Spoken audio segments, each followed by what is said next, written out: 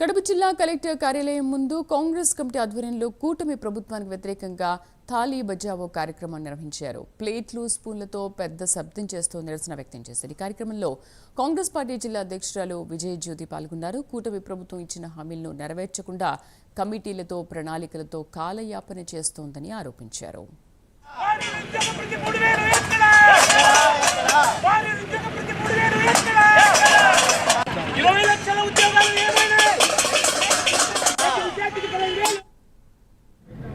ఈ రాష్ట్రంలో కూటమి ప్రభుత్వం ఏర్పడి 6 నెలల పైనప్పటికీ ఎలక్షన్ మూమెంట్లో వాళ్ళు ఇచ్చినటువంటి హామీలు సూపర్ 6 పథకాలు ఒకటి కూడా నెరవేర్చలేదు. ఒక పెన్షను తూతు మంత్రంగా గ్యాస్ సిలిండర్ చేసినారు, మిగతా ఏం వెళ్ళలేదనే ఉద్దేశంతో మా రాష్ట్ర అధ్యక్షురాలు పిసిసి అధ్యక్షురాలు మన షర్మిలారెడ్డి గారి ఆదేశాల మేరకు ఈరోజు ఇక్కడ కలెక్టరేట్ ఎదుట సూపర్ 6 పథకాలు సూపర్ ప్లాఫ్ అని తాలీ బజావో కార్యక్రమం మేము ఇక్కడ ఏర్పాటు చేయడం జరిగింది.